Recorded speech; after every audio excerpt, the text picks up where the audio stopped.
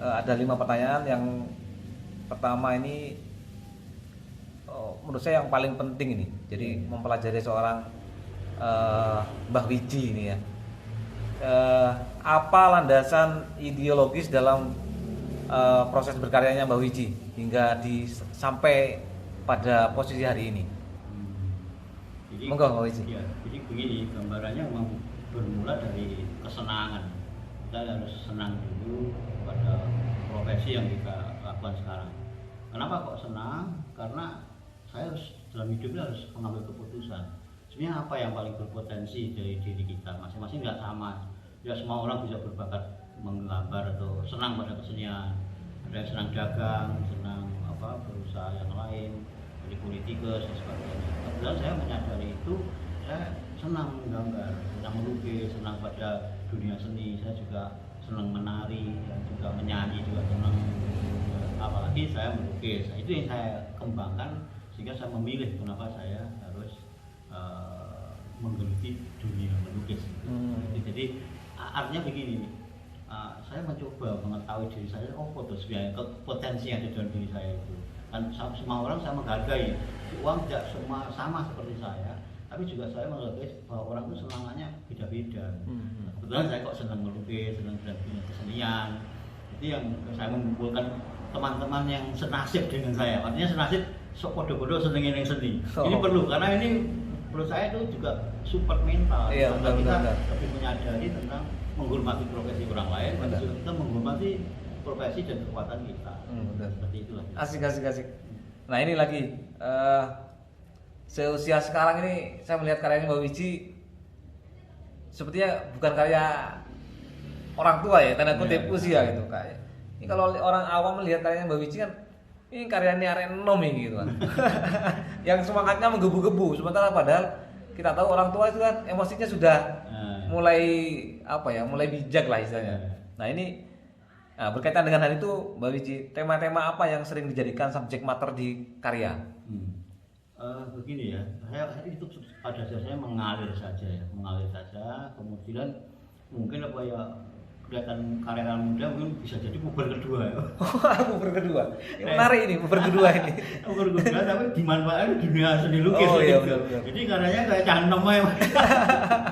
Ada itu proses yang kita hayati. Karena begini, saya mencoba menarik sebuah esensi. Para seni kan garis, warna, bidang, ruang, komposisi.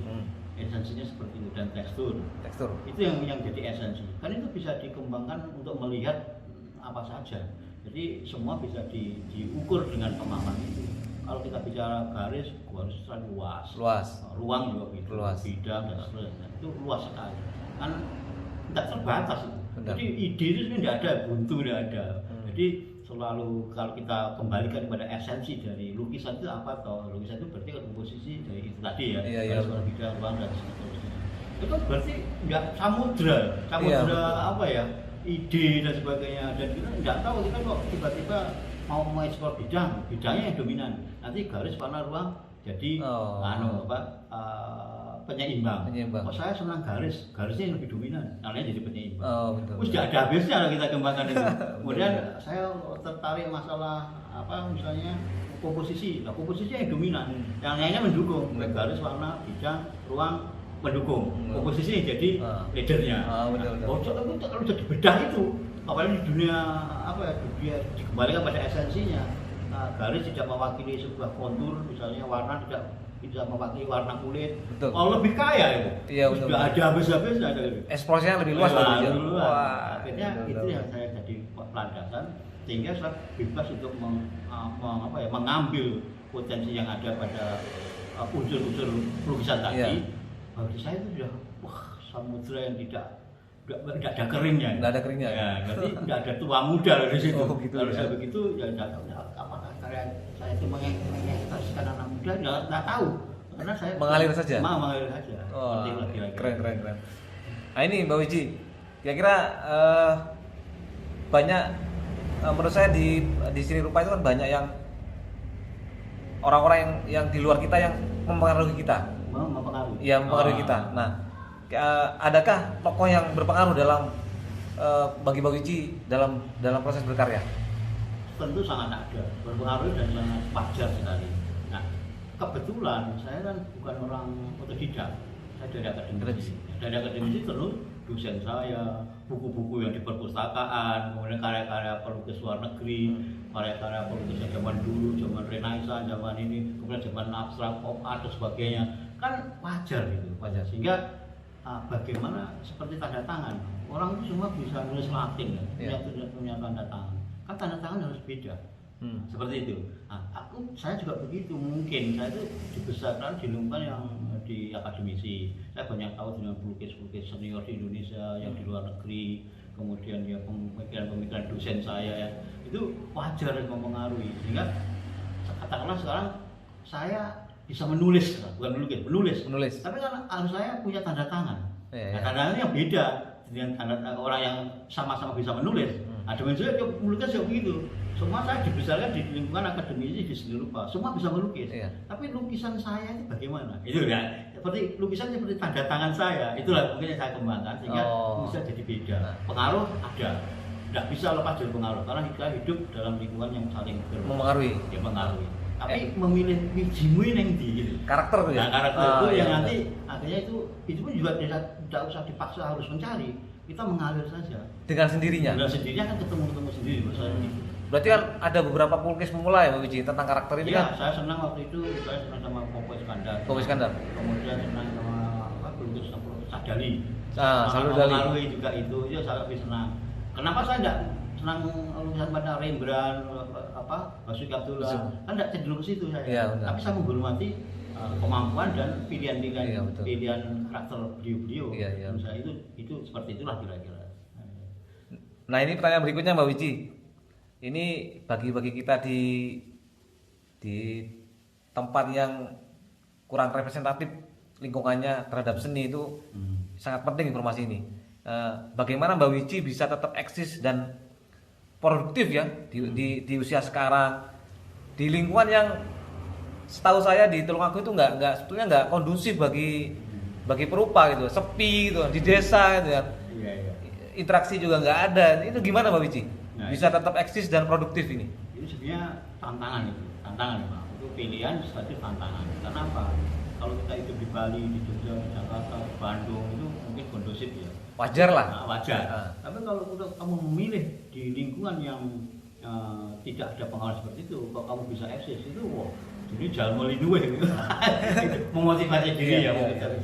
Kenapa saya dalam lingkungan yang sekering ini kok masih bisa berkarya, itu maksudnya salah satu motivasi. Sebenarnya saya tidak begitu, saya ciptakan. Saya bergaul pada teman-teman yang dulu alumni seni rupa, kemudian dari IKIP, dari IKIP Surabaya, IKIP Jogja, yang kebetulan dia bermukim di desa ini.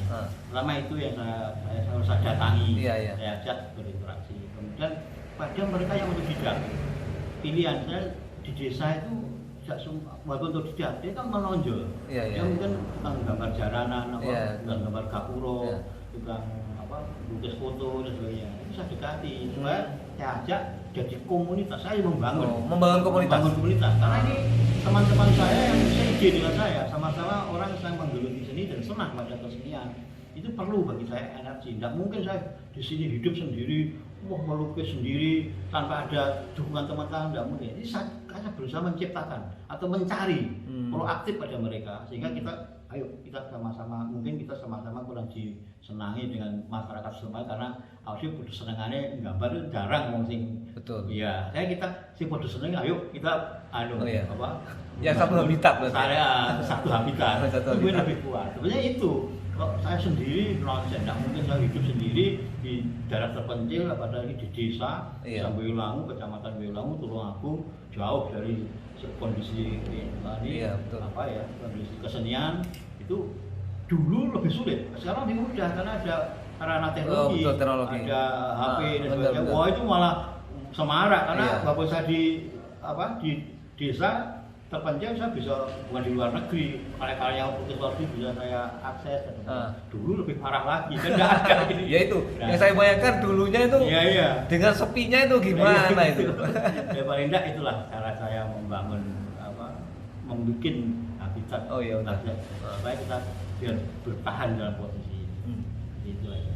Nah ini terakhir Mbak Wiji, mungkin ada pesan-pesan ya atau nasihat-nasihat bagi kami ya yang lagi memulai terjun di dalam dunia seni rupa. Mungkin ada trik khusus atau gimana yang sehingga bisa menjadi pengingat buat kami. Monggo Mbak Wiji. Ya. Kalau saya gini ya, sekreatif kita sebagai manusia itu harus menyadari tentang bahwa kita ada yang menciptakan. Kita harus mengenal dulu apa saja agamanya itu. Itu karena agama itu ada sarana untuk menjembatani kita untuk sampai kepada Sang Pencipta. Ya. Jadi kalau kita orang Islam ya kita mengenal Allah itu, kemudian dia mencoba beragama yang baik. Karena itu sumber energi yang tidak ada habis-habisnya. Nah, dimanapun kamu bertempat, dimanapun punya profesi, semuanya itu dari anugerah dari Tuhan.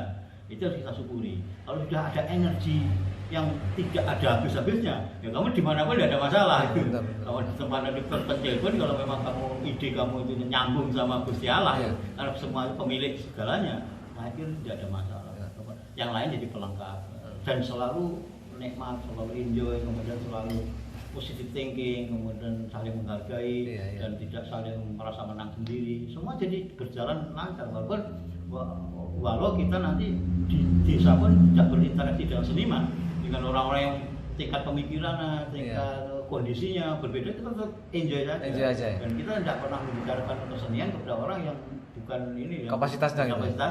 Akhirnya kita dimanapun bisa diterima. Iya, benar. Kemudian ada yang menilai lukisan saya kok gini, ada yang menilai lukisan saya kok kayak lencong ini baik. Tidak perlu marah, kayak ngomong orang itu. Kalau kita sama-sama profesi, ya mungkin kita bisa menyelesaikan. Oh iya. Nah, harapan itulah menurut saya pentingnya kalau kita kenapa seniman ini jangan sampai tidak mengenal Tuhan, jangan sampai kamu tidak beragama. Karena agama itu yang menjembatani kamu ke vertikal, kesenian dan kesenian pun itu adalah yang horizontal. Iya, betul. Dua-duanya harus sempurna. Karena baik, di sini baik, insya Allah nanti kita jadi seniman. Kira begitulah. Terima kasih Bu Haji, semoga sehat terus. Matur nuwun.